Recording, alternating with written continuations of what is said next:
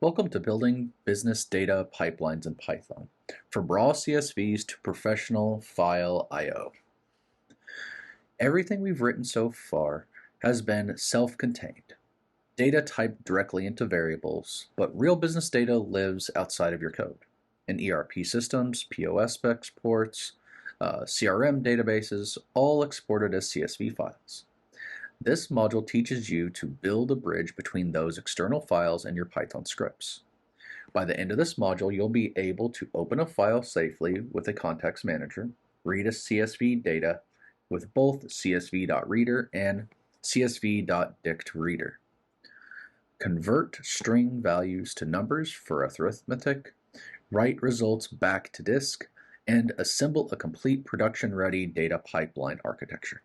Again, real-world data lives outside your code, and every serious Python application must build a bridge to that external data.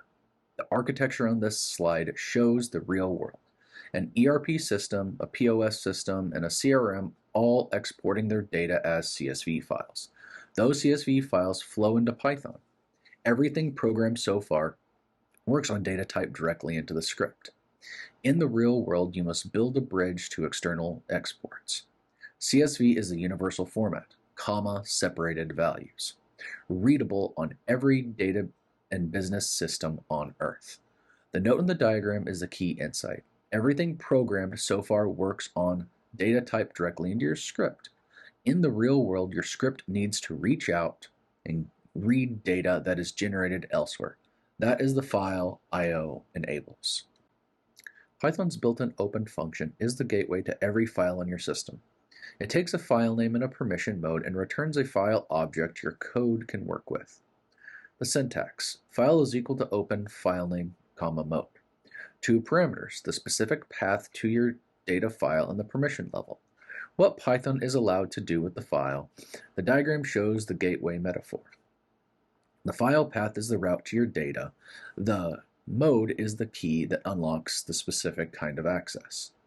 Never use open without a with statement in production code. The raw open leaves the file handle open until you explicitly call file.close. And if your code crashes before that line, the file stays locked. The next slide shows why with open is always the professional choice. The access mode is the permission level you grant Python when opening a file. Choosing the wrong one has consequences ranging from data loss to silent failures. The mode gauge has three positions. R for read. Reads data safely. If the file doesn't exist, it throws an error immediately. No surprised data loss. W for write. If the file exists, overwrites it entirely. If it's missing, create a new file. This is the most dangerous mode. Use it only when you intend to replace all content.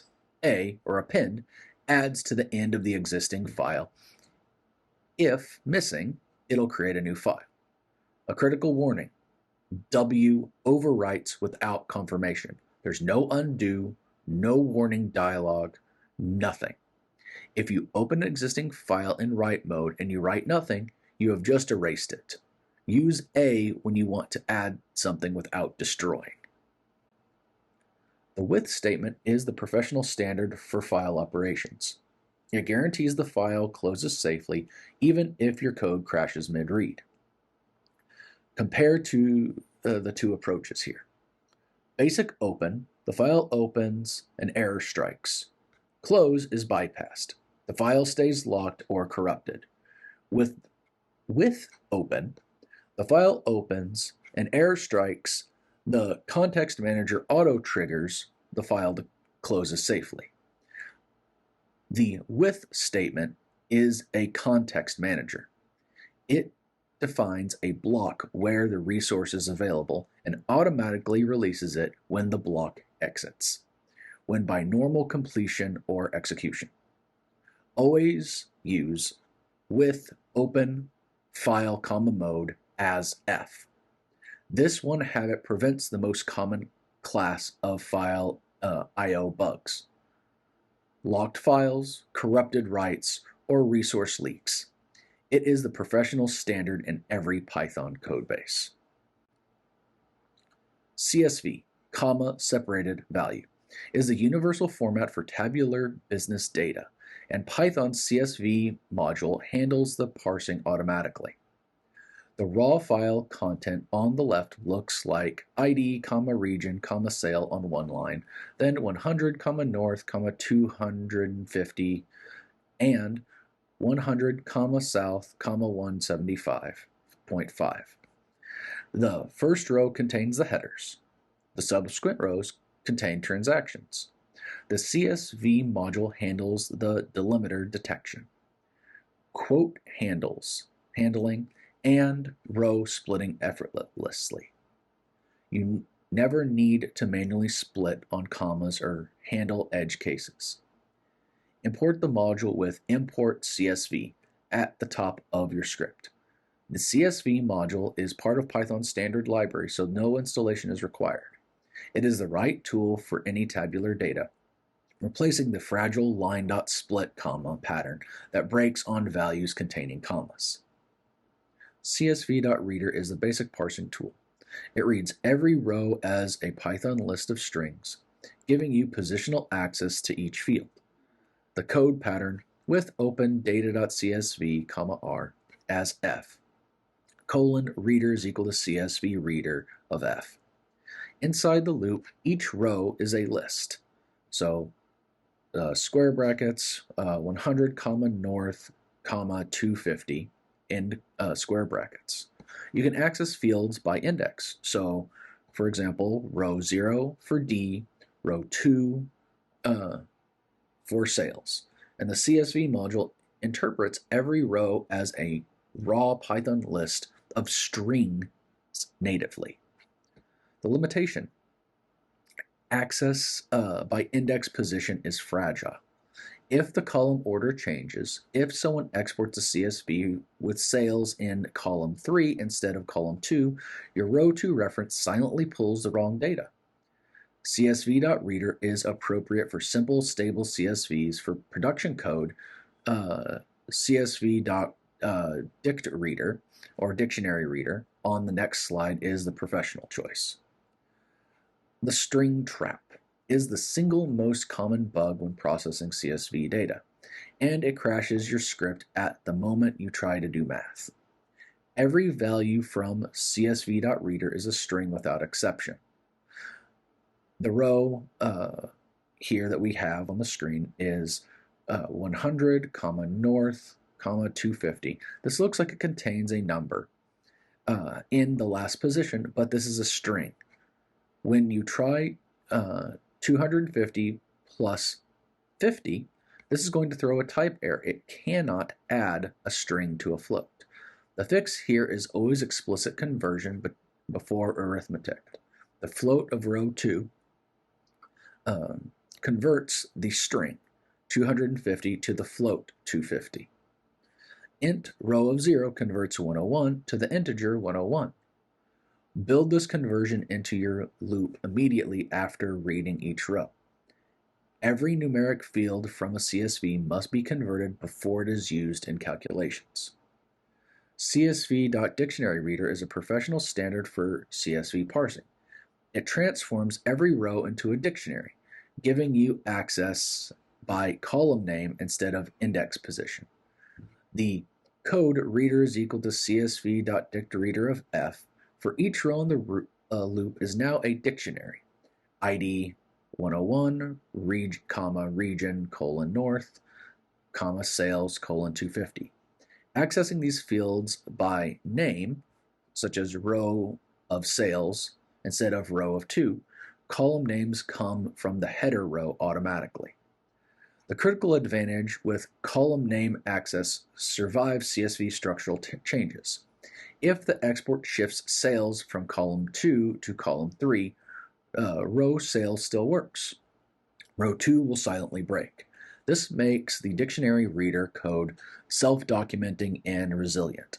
Always prefer the dictionary reader over reader in any code that will be maintained or shared. The parsing showdown table shows and makes the dictionary reader versus reader decision concrete. Use it to verify you're choosing the right tool for each situation. csv.reader data structure uses a list. The access method is to use the index. Vulnerability is high, it breaks if columns shift. Readability is low, it requires positional tracking. csv.DictReader, the dictionary structure and the data structure is, again, a dictionary. The access method is using keys. The vulnerability is low, it is immune to column shifts. Readability is high and self-documenting code. The verdict is clear here. csv.DictReader is superior in every category that matters for maintaining and maintainability and correctness. Use csv.reader only for quick one-off scripts or the column order is a guaranteed fix. Use csv.DictReader for all production grade or shareable code. Writing the results back to disk using csv.DictReader, the counterpart to DictReader that exports dictionaries as formatted CSV rows. The code pattern here is with open output.csv w, new line is equal to blank, as f is equal to writer is equal to csv.DictReader, f, field names is equal to keys. Call writer.writer header to write down the column names of the first row. When you loop through the results, calling the writer.write row of the dictionary for each record. The new line is equal to an empty string parameter is critical on Windows. Without it, the writer injects a blank row between every data row, producing a file with double-spaced content that breaks downstream imports. This always include the new line is equal to an empty string when opening a file for writing CSV files. This is the most common export bug in student submissions on Windows machines.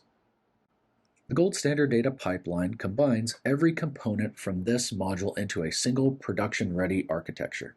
5 stages, 0 fragility. Stage 1, your source CSV. Stage 2 is the safety gate, with open as the context manager, guarantees a clean close. Stage 3 is ingestion. csv.DictReader maps headers to keys, reading each row as a dictionary.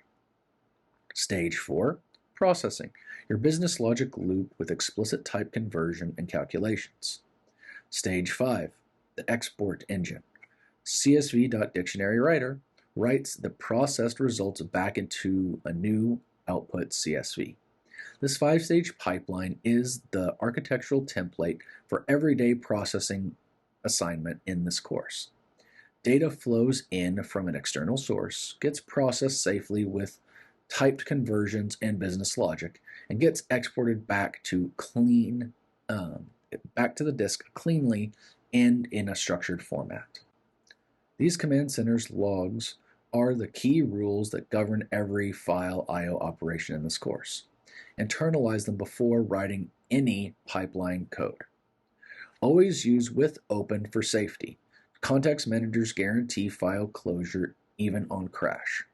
The modes R reads, W overwrites, and A appends. Know which one you need before opening. Prefer csv.DictReader for a column name clarity and resilience. Remember to explicitly cast strings to numbers using int or float before executing mathematical operations. In the next module, we're going to introduce pandas and scaling up from the CSV module to loading, inspecting, and filtering mass data analysis. You've built the manual pipeline by hand. Next, you'll use the industrial toolkit that data professionals use for the same operations on enterprise-scale datasets.